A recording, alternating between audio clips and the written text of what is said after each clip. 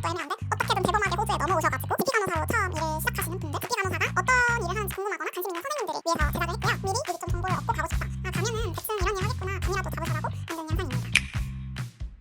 안녕하세요, 세라입니다. 여러분 그동안 잘 지내셨나요? 제가 너무 오랜만에 영상을 가지고 왔죠. 제가 그동안 감기가 조금 심하게 걸려가지고 일주일 동안 목소리를 잃어버리고 기침을 했는데 제 가래에 피가 나오는 거예요. 이런 적은 정말 처음이었습니다. 좀 심하게 목감기가 걸려가지고 새 직장도 다닌 지 얼마 안 됐는데 거의 2주 가까이 쉬었어요. 지금은 조금 괜찮아져가지고 이렇게 다시 유튜브 영상을 오랜만에 찍습니다. 이번 주는 출근도 했거든요. 하지만 굉장히 아쉬운 점이 동기랑 같이 참가하기로 했는데 크리스마스 파티를 참가를 못해서 굉장히 너무 아쉬워요. 하지만 지금 건강하다는 게 더 중요하겠죠? 어쨌든 이런저런 이유로 굉장히 오랜만에 간호사 영상으로 다시 찾아뵙게 되었습니다. 제 영상을 처음 보시는 분들도 계실 수 있으니까 영상 시작하기에 앞서서 간단하게 제 소개를 해드리자면, 저는 한국에서 간호사로 정말 잠깐 일하다가 제 20대가 지나가기 전에 학생 시절에 꿈꿔왔던 해외 간호사가 되어보자 결심을 하고 현재는 호주에서 간호사로 어찌저찌 1인분을 해내고 있습니다. 약 1년 전 호주에 처음 왔을 당시 저는 너무 도각 경력이라서 거의 무경력이라 해도 무방했고요. 그래서 사실상 한국에서도 거의 무경력이었고 호주에서는 호주 온 것도 아예 처음이니까 당연히 호주에서의 경험이 아예 없었습니다. 운 좋게 GP 간호사로 처음 일을 시작을 했는데요. 이번 영상은 호주에서 경력이 아예 무경력이었던 제가 GP 간호사로 1인분을 하면서 살아남았던 방법에 대해서 알려드리고자 합니다. 저도 GP 간호사로 일하기 전에는 GP 간호사가 무슨 일을 하는지 아예 몰랐고 GP 간호사로 일을 하면 어떤 일을 하게 될지 굉장히 궁금했거든요. 그래서 유튜브 찾아봤었는데 해외 영상 몇 개 정도는 있는데 마땅하게 제가 딱 원하는 그런 느낌의 영상은 잘 없더라고요. 그래서 제가 직접 손수 만드는 그런 영상입니다. 제가 그렇게 길게는 하진 않았지만 1년 안 되는 기간 동안 GP 간호사로 근무를 하면서 깨달았던 것과 그리고 GP 간호사의 전반적인 업무 정리해서 제가 PPT 형식으로 만들어 봤거든요. 그래서 저처럼 경력도 애매한데 어떻게든 대범하게 호주에 넘어오셔가지고 GP 간호사로 처음 일을 시작하시는 분들, GP 간호사가 어떤 일을 하는지 궁금하거나 관심 있는 선생님들을 위해서 제작을 했고요. 새로운 환경에서 새로운 일을 하시는 거잖아요. 그러면 당연히 걱정되고 두려울 수밖에 없겠죠. 그래서 미리 공부를 하고 가고 싶다. 미리 좀 정보를 얻고 가고 싶다. 가면은 대충 이런 일 하겠구나. 감이라도 잡으셔라고 만든 영상입니다. 저도 이번 영상 준비하면서 진짜 처음으로 영어만 사용하는 환경에서 인수인계를 듣고 새로운 환경에서 새로운 업무를 배우고 정말 우여곡절이 많았지만 그래도 잘 적응해 나갔던 나날들을 좀 돌아보게 되는 계기가 되었습니다. 현재는 에이지드 케어에서 근무하는 중인데 GP 간호사와는 또 확실히 다르더라고요. 에이지드 케어 후기도 가지고 있습니다. 면접 봤던 거, 처음 OT날, 그리고 버디 시프트, 근무 시작했던 것까지 영상을 제가 또 틈틈이 찍어놨거든요. 그래서 그 영상도 제가 가지고 오겠습니다. 영상 하기에 앞서서 제 개인적인 경험을 바탕으로 제작되었기 때문에 각 근무지마다 디테일한 업무나 프로시저는 다르다는 점 한 번 더 언급드리고 본격적으로 영상 시작하겠습니다. 업무별로 어떤 일을 하는지 순서랑 주의사항, 팁, 보통 이런 업무에서는 어떤 걸 하긴 하는지 약간 곁다리로 이런 표현들 많이 쓰니까 알아두면 좋다 그런 거 있잖아요. 저도 처음에 영어로 내가 한 번도 일을 안 해봤는데 어떻게 영어로 간호사로 일을 하지? 난 그렇게 영어를 잘하는 편이 아닌데? 라고 저도 생각을 했어요. 그런데 일을 하면 할수록 점점 사용하는 표현 위주로 쓰더라고요. 그래서 생각보다 괜찮아요. GP 간호사로 일을 하면서 주로 사용하는 말이 뭔지 근무하면서 정리했던 표현들에 대해서 설명을 할 거고요. 모든 업무의 첫 단계는 아시겠지만 풀네임이랑 데이트 오브 버스 확인하기, 환자 체크 확인하는 게 가장 중요합니다. 먼저 이뮤니제이션 백신 예방접종인데요. 생후 6주부터 만 4세까지 차일드후드가 제일 많이 오고요.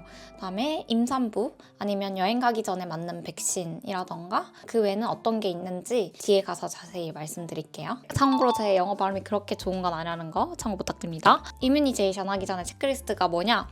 알러지가 있는지 봐야겠죠? 그래서 Do you have any allergies? 라고 물어볼 수가 있고 그리고 여러 번 맞아야 하는 백신이면은 몇 번째 이 백신을 맞는 건지, 첫 번째인지 두 번째인지 그런 거 확인하고, 이전에 똑같은 백신을 맞은 적이 있다면 사이드 이펙트가 있었는지 그걸 확인합니다.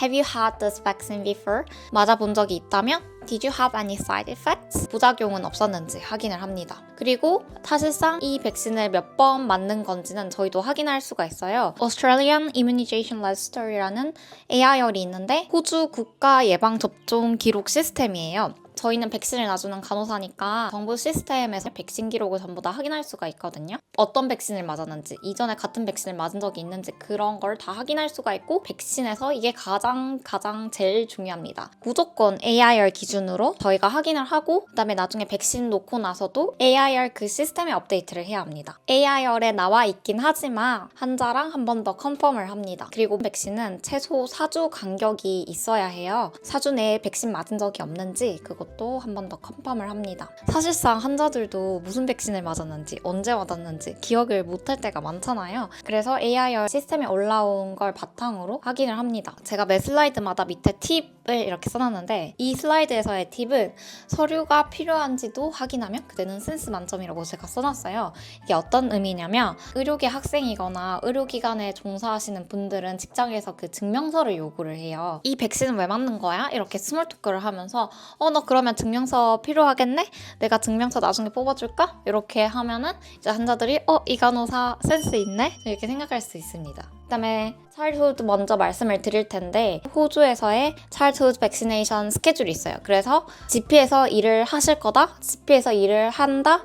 그럼 요거는 다 그냥 기본적으로 다 아셔야 돼요. 약간 척하면 척 하다 보면 외워지긴 하거든요. 근데 외워두면 굉장히 편리하다. 호주 정부 사이트에 보시면은 표로 잘 정리가 돼 있어요. NIP라고 National Immunization Program이라고, 얘네가 이제 호주 정부에서 무료로 놔주는 그런 백신들이에요. 태어났을 때는 헤파비를 맞아야 되고, 이거는 병원에서 맞는 백신이고요. 생후 2개월이나 6주부터는 저희가 이제 백신을 놓아주는데, 보면은 어떤 백신인지 나와 있어요. 근데 제가 그냥 간략하게만 말씀을 드리면 백신 브랜드가 있어요. 그래서 로타바이러스를 위한 로타릭스는 오랄, 입으로 구두로 빨아먹는 거예요. 젖병 먹이듯이 그렇게 줘야 됩니다. 로타릭스만 빼고 전부 다 인젝션을 줘야 되는데 어디에 주사를 하냐? 그게 또 궁금하시죠? 생후 12개월 미만은 전부 다 허벅지에 줍니다. 정확하게 어디냐? 이것도 호주 정부 사이트에 이미지가 잘 나와 있거든요. 생후 12개월 이상, 즉 만 1세 이상부터는 저희 성인과 동일하게 이 삼각근 팔에 줍니다. 여기서 퀴즈 나갑니다, 여러분. 왜 생후 12개월 미만은 허벅지인지 아시나요? 대답을 잘하셨다면 학생 때 공부를 열심히 하신 분. 왜 그러냐면 생후 12개월 미만은 팔 쪽에 아직 근육이 제대로 형성이 되어 있지 않아요. 근육이 그렇게 많지가 않아요. 허벅지가 근육이 가장 잘 발달되어 있고 신경, 혈관 손상 위험이 낮기 때문에 이제 12개월 미만은 허벅지에 주사를 놓습니다. 정확한 부위는 이렇게 사진이 있죠? 해부학적으로 보면 이런 거고, 실제로는 한 요 정도라고 생각하시면 됩니다. 보통 이제 주사가 2개면은 간호사 2명이나 닥터랑 같이 주사를 동시에 놓습니다. 잡는 포지션은 호주 정부 사이트는 저렇게 이미지가 나와 있는데, 저렇게 하면은 동시에 주사를 줄 수가 없어가지고 제가 근무했던 곳에서는 이제 아기를 일직선으로 세우고 보호자분 허벅지 사이에 아기 허벅지를 이렇게 겹쳐가지고 아기가 못 움직이게 팔을 이렇게 잡고 아기 다리를 허벅지 사이에 고정을 시킨 다음에 의료진들도 잡고, 팔이면 여기고 뭐 허벅지면 다리 아래를 붙잡고 카운트에서 동시에 주사를 놓습니다. 그래야 아기도 한 번만 찔리니까 조금 덜 고통스럽겠죠? 그래서 GP에서 일하면 아기들 울음소리를 거의 맨날 듣습니다. 그리고 정말 주사 맞기 싫어하는 아기들이 많기 때문에 정말 잘 타일러줘야 됩니다. 건물이 떠나도록 엄청 고래고래 소리 지르고 울고불고 난리가 나거든요. 그래서 그런 걸 잘 케어해줘야 됩니다. 그래서 그게 이제 주사 부위에 대한 설명이었고요. 대략 어떤 식으로 진행되는지 제가 설명해 드릴 텐데, Childhood Immunization 같은 경우에는 그린북이 있어요. 그린북에 백신 배치 넘버랑 expiry date 적혀져 있는 그 스티커랑 도장이랑 간호사, 의료진 서명도 같이 함께 써야 합니다. 이 날짜에 이러한 백신을 맞았다는 거를 한 번 더 증명하는 거겠죠? 보통 childhood immunization을 오시는 분들은 전부 다 저 그린북을 가지고 계십니다. 그래서 childhood만 저 그린북이 있고 immunization이라면 다 동일한 절차를 진행하는데요. immunization 절차에 대해서 간략하게 설명해 드릴게요. 첫 번째로는 consent form, 이제 동의서를 받아요. 동의서를 주면서 오늘 어떤 백신을 어느 부위에 맞을 거다 이렇게 설명까지 같이 해주고요. 예를 들어서 백신이 3개다 그러면은 there will be 3 shots today, 1 in each arm and 1 in the thigh. 약간 이렇게 혹시나 이해 못하실 수도 있으니 바디랭귀지도 같이 쓰면서 하면은 그냥 오케이 합니다. 그래서 if you're happy to proceed, can you sign here please? 진행하길 원하시면 여기 사인 서명해 주시겠어요? 라고 하면서 그때 체온 체크도 꼭 필수로 합니다. 고온이다 하면 당연히 백신 놓으시면 안 됩니다. 그 다음에 세 번째로 백신을 준비합니다. 약 주기 전에 유효기간을 확인하는 버릇을 그냥 들이세요. 제가 여기 써놓은 거는 그만큼 너무 중요한 거기 때문에 그냥 잔소리 마냥 쓴 겁니다. 근데 제가 굳이 이런 걸 안 썼더라도 그냥 모든 약을 주기 전에 유효기간을 확인하셔야 합니다. 제가 GP 근무 설명하는 영상에서도 한번 보여드렸는데 IM 주사는 보통 25게이지를 주고요. 성인용은 25ml, 소아용은 16ml로 이렇게 딱 길이 차이가 보여요. 그렇게 주시면 되고 네 번째로 백신을 주시면 됩니다. 백신 주시기 전에 오른쪽 팔원에 왼쪽 팔원에 Which arm do you prefer? 이렇게 항상 꼭 물어봤습니다. 모르겠어 이러면은 Are you right-handed? 오른손잡이야? Yes, I am 이러면 반대편이 왼쪽에 해줬습니다. 근데 내가 오른손잡이라도 왼쪽을 베고 잔다 이러면은 오른쪽 그냥 맞길 원하시거든요. 각자 상황이란 게 있으니까 그냥 저는 놓기 전에 어느 팔에 주사 맞길 원하냐고 여쭤보는 편입니다. 저도 백신 맞을 때 엄청 긴장되거든요. 아프잖아요. 저도 그래서 그 마음이 뭔지 알아요. 굉장히 무섭고 긴장되는 거 알아요. 그래서 사람들 이제 이렇게 막 바짝 긴장이 있단 말이에요. 무서우니까. 근데 바짝 긴장해서 근육이 경직되어 있으면 더 세게 근육통이 오거든요. 그래서 진짜 심호흡 깊게 심호흡하시고 이완된 상태에서 주사를 맞아야 진짜 덜 아파요. 그래서 저는 주사 놓기 전에 항상 긴장 푸시고 심호흡하세요. 하나, 둘, 셋 하고 주사를 줍니다. 이걸 영어로 하면 되겠죠? Just relax your arm and take a deep breath. 알코올솜으로 이렇게 닦고 긴장 풀고 심호흡 한번 해라. 이렇게 한 다음에 준비됐어? 1, 2, 3 카운팅 하고 이렇게 주사를 줍니다. 그리고 주사를 놓을 때 너무 이렇게 막 세게 갑자기 팍 이렇게 팍 꽂거나 그런 거 절대 하지 마세요. 왜냐면은 환자들이 주사를 스태빙 한다고 이렇게 느낄 수가 있거든요. 그래서 뭐든지 젠틀하게 하는 게 또 필요합니다. 그다음에 주사 놓은 다음에 환자들이 이 백신에 대해서 사이드 이펙트 있어? 이렇게 여쭤보시기도 하거든요. 먼저 말씀을 드릴 수도 있고요. You may feel tired or have a slight fever, but that's a normal side effect. 크게 걱정하지 않아도 될 부작용이다. It's normal to have some soreness or redness at the injection site. 주사 부위가 좀 뻐근하거나 발적이 있는 거는 정상적인 반응이다. 저희도 주사 맞을 때 생각해보면 근육통이 욱신욱신하고 뻐근하잖아요. 그래서 그거 정도는 정상적인 반응이다. 부작용에 대해서 한 번 더 설명을 드리고 childhood immunization, 특히 생후육주 immunization 같은 경우에는 유인물이 또 따로 있어요. 그래서 그거 드리면서 부작용에 대해서 설명드리고 이런 증상이 있을 때는 이렇게 대처를 하세요 라고 추가적으로 설명을 드렸습니다. 그 다음에 마지막으로 제가 초반에도 말씀을 드렸죠. AIR이라는 백신 접종 기록을 올리는 정보 시스템이 있는데 거기에 업데이트하고 저희 시스템에도 차팅 남기고 생후6주 이뮤니제이션이었다. 그 다음에는 4개월이죠. 2개월 뒤에 다음 예방접종 날짜에 리마인더를 추가합니다. 환자도 잊지 않고 그날의 예방접종 맞으러 오시게 리마인더를 추가를 합니다. 그렇게 하면 이뮤니제이션은 끝입니다. 참고로 말씀을 드리면 원래는 인플루엔자 1년에 한 번 맞잖아요. 근데 9세 미만이고 처음으로 맞는 인플루엔자다. 그러면은 4주 뒤에 두 번째 인플루엔자 샷에 대한 리마인더를 추가하셔야 됩니다. 그리고 설명도 그렇게 하셔야 됩니다. 그래서 저도 일을 할 때 어떻게 했냐면 아기인데 인플루엔자 맞으러 왔다.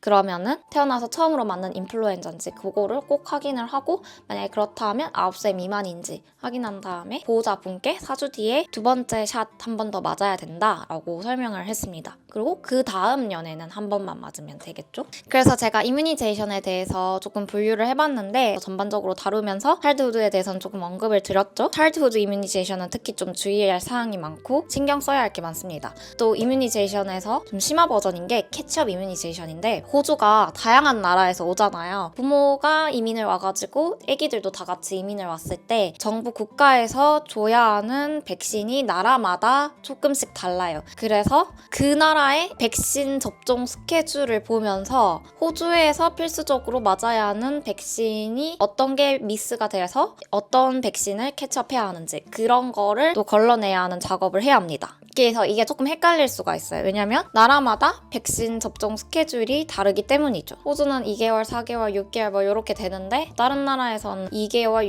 6개월, 8개월, 10개월 좀 더 뭐 이렇게 세세하게 간다든지 조금씩 다 달라요. 그 나라의 그린북 같은 책자를 들고 와가지고 무슨 백신 맞아야 해? 이렇게 물어볼 때도 있거든요. 그러고 심지어 그 나라 책자를 가지고 오면은 그 나라 언어로 돼 있어서 뭔 말인지를 몰라요. 저는 거기에서 이제 DTP 뭐 이런 식으로 영어만 알아볼 수 있지 그 나라 백신 책자를 가지고 오면 그 나라 언어를 제가 모르잖아요. 그래서 뭐라 돼 있는지 저도 몰라요. 그런 경우에는 호주 전산 시스템에도 등록이 안 되어 있는 경우도 있어요. 이제 그러면 조금 더 복잡해져서 이제 매니저랑도 같이 컨펌을 받아야 되는데 그런 게 아니라 전산 시스템에 이미 등록이 되어 있다 하면은 그 전산 시스템에 맞아야 하는 백신 리스트가 있어요. 실제로 이런 식으로 나오는데 그 다음 맞아야 하는 게 DTP, 힙, 뉴모코콜, 폴리오, MMR, 메닌지코콜, 바리셀라 이런 걸 보고 어떤 백신 브랜드를 맞아야겠다 하고 분류하는 작업이 한 번 더 필요하거든요. 그래서 전산 시스템을 보고 어떤 백신을 맞아야 하는지 확인한 다음에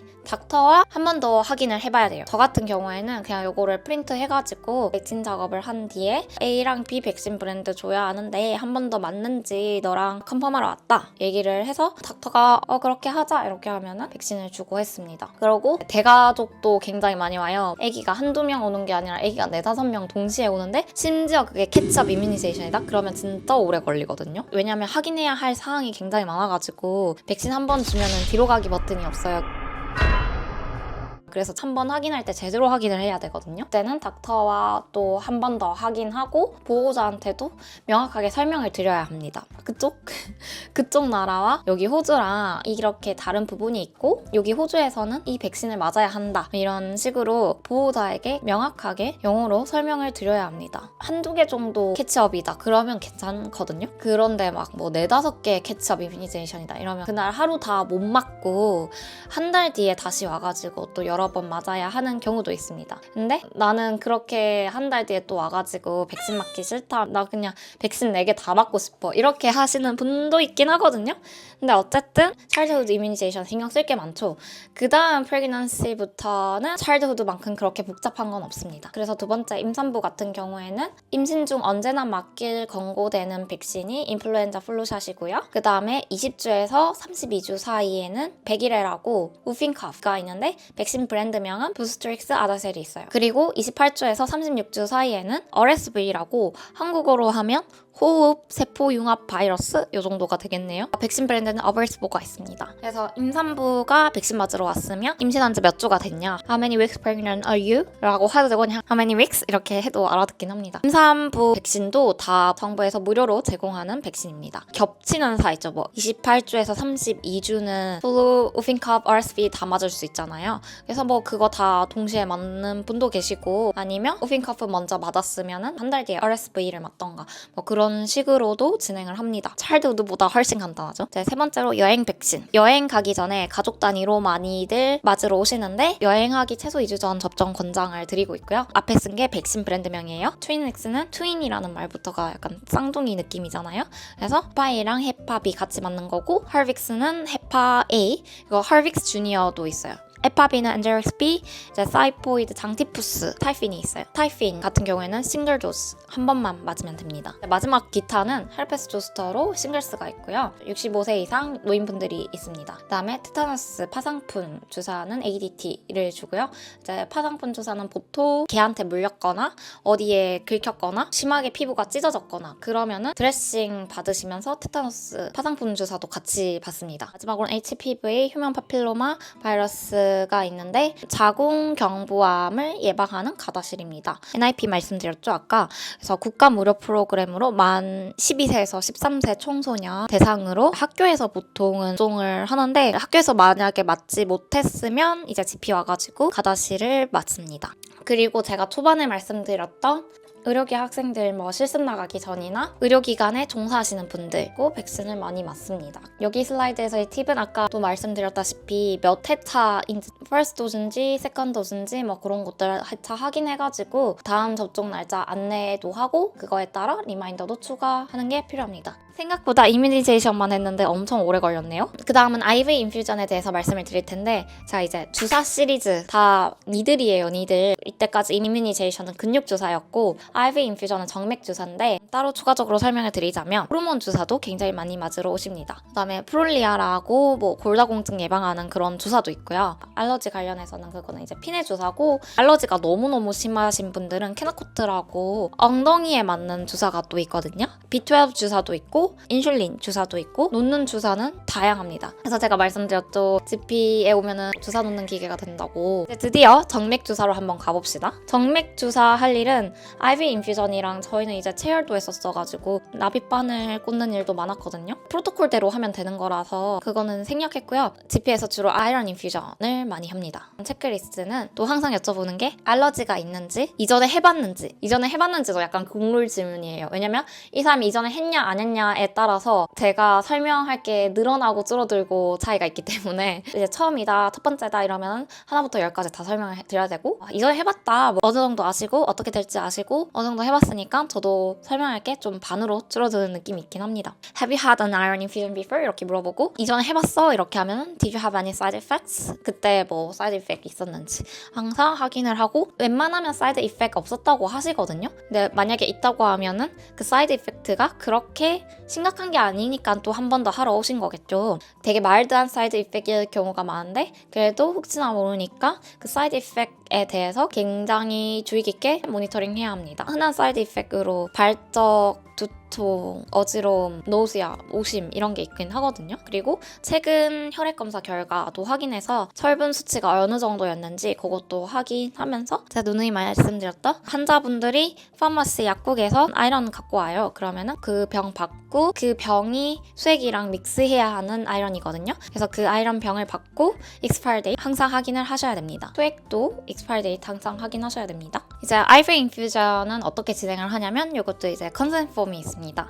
그래서 동의서 주면서 1시간 정도 걸릴 거다. It will take about an hour 이렇게 말씀드리고 동의서 자체 내에도 부작용에 대한 설명이 있어요. 그래서 그거 보여드리면서 During the infusion, you may experience some side effects such as nausea, dizziness, or mild headache. If you feel any reactions, just let me know 라고 설명을 드립니다. 그리고 바이탈 사인 재고 바이탈 괜찮다 하면은 처치실로 안내합니다. 침상으로 안내드리면서 Could you lie down here? 여기 누워주시겠어요? 라고 하고 자세가 편한지 Is it comfortable? Do you need another pillow? Or do you need any blanket? Is it cold? 이런 식으로 환자가 편한 상태를 유지하기 위해서 편한지 한번 여쭤봅니다. 팁에는 처방된 아이런 용량에 따라 소액 준비해라고 되어 있는데 체중에 따라서 얼마만큼의 아이런을 줘라고 오더를 내리거든요. 10대 청소년도 많이 오는데 처방된 아이런 용량에 맞춰서 저도 수액백을 준비해야 되기 때문에 용량을 좀 주의 깊게 확인하셔야 됩니다. 그 다음에 캐뉼레이션 드디어 정맥주사 카테터 삽입을 해야겠죠? 간호사도 긴장되고 환자도 긴장되는 순간이죠. 캐뉼레이션을 하는데 아무래도 긴장이 될 수가 있어서 팁으로 긴장 완화를 위한 스몰 토크를 해주시면 좋습니다. 긴장을 풀기 위해서 스몰 토크가 굉장히 권장됩니다. 성인분들은 오늘 직장 병가 내고 오신 분들이 많을 거거든요. 직장 병가 내고 왔냐 아니면 직장 출근 전이냐 병가 내고 왔다 이렇게 말씀하시면 그러면 메디컬 서티피케이트 필요해? 이렇게 질문을 할 수가 있습니다. 나 그냥 재택근무라서 집 바로 요 앞이니까 상관없어 이렇게 하시는 경우도 있어요. 이런 식으로 스몰 토크나 아니면 평소에도 너 처리 부족해? 긴장 완화를 위해서 어느 정도 스몰 토크를 합니다. 이렇게 절차 설명하는 것만으로도 환자 불안감이 조금 해소가 될 수 있어요. 왜냐면 특히 수액 놓는 거에 대해서 되게 긴장하시는 분들이 많아가지고 그래서 어떤 식으로 설명을 드릴 수 있냐면 I'm going to place the cannula into your arm so we can start the infusion. 저는 또 추가로 설명하는 게 카테터 캐뉼라 자체는 플라스틱이거든요. 그래서 혈관 내에 플라스틱을 넣는 과정인데 니들 위에 플라스틱이 껴져 있어요. 혈관까지 들어가기 위해서 피부를 관통해야 하기 때문에 니들이 있는 거지 혈관까지 진입했으면 그때부터 니들이 필요 없거든요. 그래서 니들만 쏙 빼고 플라스틱만 혈관에 계속 들어가 있는 거예요. 그래서 너무 긴장을 하신 환자 같은 경우에는 처음에만 니들이 들어가고 나중에는 플라스틱만 남는 거다. 니들이 남아있는 건 아니다. 라고 설명을 드려요. 니들 바늘이 아무래도 피부를 간통을 했으니까 그것 때문에 처음에만 스팅 좀 따끔하고 이후에는 플라스틱이 혈관에 남아있는 거라서 그렇게 아픈 거 아니다. 이것도 같이 설명을 드리는 편이에요. 캐뉼라가 혈관 안에 들어가면은 시린지를 당겨봐서 혈액이 나온다. 즉 혈액이 역류한다는 의미는 카테터가 혈관 안에 제대로 있다는 뜻이고, 그러면 카테터가 혈액에 제대로 성공적으로 삽입이 잘 됐다는 의미겠죠? 이해하셨죠? Once the cannula is in, I will flush it with saline to check the line is working properly. 내가 이제 이렇게 할 거다 설명을 하고 어디에 주사를 놓을지 확인을 합니다. 저는 보통 주로 어느 팔에서 피를 뽑냐 이렇게 질문을 합니다. 모르겠다 하면 그냥 제가 직접 확인을 하고 접히는 이 부분 있잖아요. 여기가 제 혈관이 커서 웬만하면 여기에서 뽑고 없다 그러면 손등까지 가야겠죠? 손등이나 요런 부위. 근데 여기는 신경이 많아서 조금 비추긴 한데 혈관을 잘 보기 위해서 Can you make a face for me? 주먹깍 지시겠어요? 그 다음에 카테터를 넣습니다. It may sting a little. 조금 따끔거릴 수 있어요. 주사 들어가기 전에 항상 Relax, take a deep breath. 항상 설명합니다. 뚜뚜 해가지고 성공적으로 카테터를 잘 넣었다. 그러면은 소액을 준비합니다. 소액백 뜯고 유효기간 확인하고 라인 연결하고 에어 빼고 두두두 다 아시죠? 소액백 들고 가서 연결한 다음에 아이런도 이제 위드로 다 뽑아놨어요. Once the iron infusion starts, I will monitor your vital signs. 아이런은 갈색에서 검정색이잖아요. 주입되는 게 확인이 되면 바이탈 체크를 합니다. 끝나고도 확인을 한 번 더 합니다. Let me know if you have any reactions or if you need to go to the toilet. 보통 아이런 인퓨전 하기 전에 환자분들이 물을 굉장히 많이 먹고 오셔가지고 화장실 가고 싶어 하시는 분들도 종종 계시거든요. 그래서 화장실 가고 싶으면 참으면 안 되잖아요. 그래서 화장실 가고 싶으면 편하게 말씀해달라고도 얘기를 합니다. 그리고 아이런 인퓨전 다 들어갔으면 The infusion has finished. 인퓨전 이제 끝났다. I'm going to remove the cannula now. 캐뉼라 제거하겠다. Please wait outside for 15 minutes and you can go if there's no reaction. 밖에서 한 15분 정도 기다리시고 리액션 반응 없으면 가셔도 된다 라고 안내를 하고 끝납니다. 간혹가다 어떤 분들은 아이런 인퓨전 끝나고 그 15분 대기하는 사이에 또 사이드 이펙트가 있을 수 있거든요. 그러니까 마지막까지 잘 모니터링 하셔야 합니다. 케어 플랜 요거는 호주 의료 시스템에서 있는 건데 메디케어에서 일부 또는 전액을 지원해주거든요. GP가 환자랑 함께 현재 증상, 뭐 건강 문제 이런 거 평가를 하고 치료 목표를 설정을 한 다음에 필요한 연계 보건 서비스를 연결을 해줘요. 연계 보건 서비스라고 하면은 피지오 물리치료, podiatrist 발관리, chiropractor, exercise physiologist, dietitian, diabetic educator 뭐 이런 식으로 있습니다. 1년에 최대 5번 받을 수 있고요. 캘린더 이어 기준입니다. 캘린더 이어라면은 1월 1일부터 12월 31일까지. 남은 횟수는 다음 해로 2월이 되지 않습니다. 그래서 올해 내가 3번을 썼다. 그럼 2번이 남잖아요. 그게 이제 다음 해로 뭐 2월이 돼서 7번 이런 게 아니라 다시 5번으로 리셋이 되는 겁니다. 한마디로 케어 플랜은 GP를 중심으로 피지오, 포다이어트리스, 다이어티션 뭐 이런 분들의 도움을 메디케어 지원으로 받을 수 있게 해주는 제도입니다. 이거 관련해서도 물어봐야 되는 상황이 있고 확인해야 하는 상황이 좀 어느 정도 정해져 있겠죠? 환자마다 다르긴 하겠지만 큼직하게 물어봐야 하는 상황이 증상이나 그 증상 관련해서 복용하는 약물을 확인합니다. What's your current issue or concern? 이렇게 하고 보통은 당뇨 환자들 굉장히 많이 오고요. 만성 페인도 굉장히 많이 와요. 그래서 당뇨 환자들 같은 경우에는 다이어베틱 에듀케이터 보거나 아니면 다이어티션 포디아트리스트 이렇게 대부분 보고요. 정기적으로 능 검진은 하는지 그것도 확인을 합니다. 통증이 있다 하면 저는 페인 어세스먼트도 추가적으로 합니다. 통증이 어디로 방사가 되는지 언제부터 시작됐냐, 몇 개월, 몇 년 동안 앓고 있던 페인이냐 뭐 이렇게 하고 0부터 10 중에 얼마만큼 통증이 있냐 이렇게도 질문을 많이 합니다. 그리고 또 마찬가지로 이전에 케어 플랜 해본 적 있냐 여쭤보고 만약에 처음이다 그러면은 제가 이전에도 말씀드렸던 것처럼 0부터 10까지 설명을 드려야 합니다. 처음이다 그럼 케어 플랜이 어떤 건지 제가 아까 한국어로 말씀드린 걸 영어로 그대로 설명을 하시면 됩니다. 제가 예시 문장을 좀 드리자면 calendar year이라고 하면은 대부분 알아듣더라고요. 그래서 you can use up to 5 sessions per calendar year. Any unused sessions do not carry over to next year. 사용하지 않은 세션은 다음 해로 2월 되지 않는다. 이렇게까지 설명을 해주시면 됩니다. 그 다음에 누구 보고 싶은지 뭐 피지오 카이로, 다이어트리스타일에서 되게 다양하다고 했잖아요. 특정 누가 보고 싶다 이렇게도 말을 하실 수도 있고, 뭐 모르겠어 이러면은 뭐 제가 추천을 해드릴 수도 있고, GP가 노트에 뭐 피지오 봐라, 카이로 봐라 뭐 이렇게 쓰면 그거 참고해서 진행하시면 됩니다. Is there a specific health professional you would like to see? 뭐 이렇게 하실 수 있겠죠? 케어 플랜 해봤냐 했는데 해봤다. 그러면은 올해 얼마나 했는지 여쭤보면 됩니다. How many sessions have you had this year? 이렇게 여쭤보시면 되고, 뭐 3번 해봤다 그러면 그럼 너 이제 2번 남았네. 뭐 4번 했다 그러면 이제 1번밖에 안 남았네. 이렇게 말씀을 하시면 됩니다. 그리고 꽤나 오래 하신 분들은 웬만하면 그대로 하시거든요, 그냥. 그래서 이전과 동일하게 진행하고 싶은지도 여쭤봅니다. 그러면 저도 이전에 이력이 있으니까 일하기 편하겠죠? Do you want to have the same session as before? 이렇게 하시면 됩니다. 케어 플랜에서의 팁은 건강 상담하듯이 임상적인 뭐 그런 것보다는 conversation 위주고 paperwork이 대부분입니다. 슈처 리무버는 은근 좀 있었어요. 슈처 리무버에 대해서 간단하게만 말씀드리면 포셉이랑 블레이드 준비하셔가지고 한 손에는 포셉, 한 손으로는 블레이드 잡아가지고 노트 매듭 지어진 부분이 있어요. 그 부분을 좀 잡고 노트 밑에 부분을 자르셔야 돼요. 노트 위에 부분 자르면 잡을 수 있는 스트링만 더 짧아지겠죠? 그래서 노트나 노트 위를 잡으시고 노트 아래를 꼭 자르셔야 됩니다. 피부가 상처나지 않게 수초만 딱 끊어야 되고요. 만약에 너무 스페이스가 없다 그러면은 조금만 더 잡아당기면 요리조리 하면서 잡아당기면 스페이스가 좀 생길 수가 있어요. 그래서 그 스페이스가 생기면 거기 사이를 들어가서 블레이드로 슥싹 하면 잘립니다. 뽑은 거 개수 세고 다큐멘테이션 하면 됩니다. 그리고 한 가지 팁을 말씀드리자면 너무 블러드 클럿이 많고 좀 지저분하다 그러면은 노멀 셀라인으로 최대한 깨끗하게 닦고 나서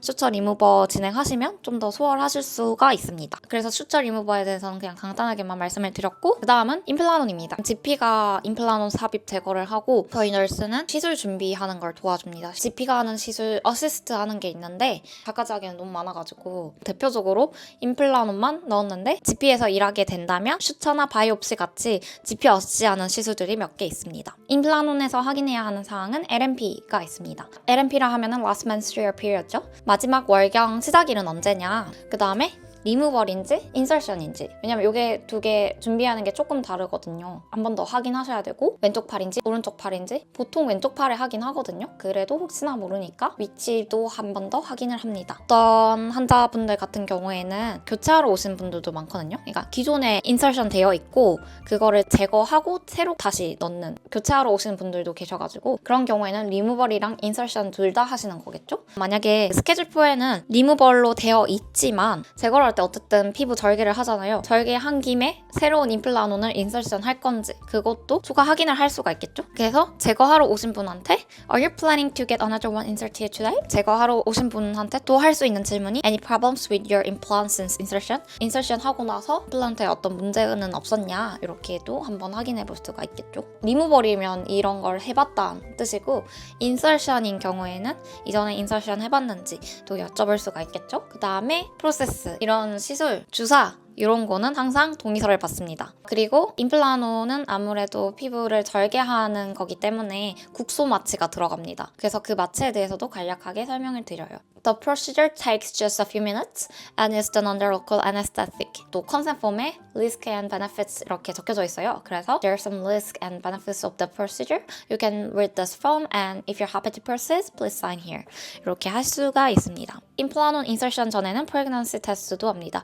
임신이 확실히 안 됐는지, 왜냐면 피임을 위해서 임플라논 하는 거잖아요. 그래서 before inserting the implant, we need to perform a quick urine test to confirm you're not pregnant. 유린 보틀 주면서 화장실 안내를 합니다. 그 다음에 처치실로 안내를 해서 준비를 합니다. 멸균 장갑 준비하고 GP가 부위 확인할 수 있게끔 룰러랑 마커 준비하고, 스킨 레전 키트에는 블레이드도 같이 있거든요. 그래서 그거 준비하고, 국소 마취 위해서 리도카인 있는 아드레날린 준비하고, 임플라논을 제거해야 되잖아요. 찝을 수 있게 모스키토, 포셉도 같이 준비합니다. 이 사진처럼 임플라논이 있거든요. 임플라논 인설션 같은 경우에는 환자분이 임플라논을 들고 와요. 스티커 있고 스테이플러 같은 임플라논이 있거든요. 그래서 그 스티커에 LMP랑 제거 날짜는 언젠지 같이 써가지고 환자한테 드리고 환자 파일에도 스티커 붙입니다. 스킨 레전 키트에 환자한테 받은 그 임플란온도 같이 풀어줍니다. GP 오기 전까지 미리 자세히 이렇게 준비해놓고 GP가 편하게 인서션하고 리무벌 할 수 있도록 침상도 올려줍니다. 그 다음에 GP가 임플란온 리무벌 혹은 인서션 한 다음에는 드레싱하는 과정이기 때문에 이건 다시 널스가 합니다. 멍이 안 들기 위해서 좀 압박 붕대를 감아줘요. 그래서 I will apply a pressure bandage to reduce bruising. 그 다음에 주의사항 설명드립니다. Keep the area clean and dry. Try to avoid heavy lifting with the thumb today. 이 팔로 무거운 거 드는 거 오늘은 좀 피해라. 임플란온에 대한 설명이었고요. ECG는 간단하죠. 기본적이고 간단하니까 어떤 안내와 어떤 말을 하는지 헤어 위주로 제가 말씀을 드릴게요. ECG 준비 사항이 있죠? 그거에 대해서 설명합니다. 가슴에 엘렉트로드 붙여야 되니까 상의는 탈의해줄 수 있냐 여쭤보고 여자분 같은 경우에는 속옷까지 벗어달라 이렇게 안내를 합니다. For the test, I need to place some sticky patches on your chest, so please remove your shirt, including your bra. Also, please remove any metal objects, such as jewelry or watches, as they may affect the result. 결과에 영향을 미칠 수 있기 때문에 목걸이, 팔찌, 반지 같은 주얼리 그리고 시계, 휴대폰 이런 금속 물품은 제거해달라라고 안내를 합니다. 그 다음에 프라이버시 보호 위해서 블랭킷도 제공할 수가 있겠죠? 그 다음에 커튼 닫고 준비되면 얘기해달라 하면 됩니다. 환자가 나 준비됐어 이렇게 얘기를 하면 커튼 안으로 들어가서 I'm going to perform an ECG to check your heart rhythm. 심장 리듬 확인 위해서 ECG 하겠다. 전혀 아프지 않고 얼마 걸리지도 않는다. 이렇게 설명한 뒤에 담요 두르고 있을 거 아니에요. Is it okay if I expose your chest to attach the electrodes? I will place sticky patches, cold electrodes on your chest, wrist and ankle. Just relax and stay still. 긴장 푸시고 가만히 있어라. 이렇게 설명을 하시면 됩니다. ECG 종이 프린트하고 나면은 then you can put your shirt back on. The doctor will leave you the results shortly. 이렇게 하고 제가 일했던 곳은 리셉션한테 결과지 스캔하고 프린트해서 환자한테 달라.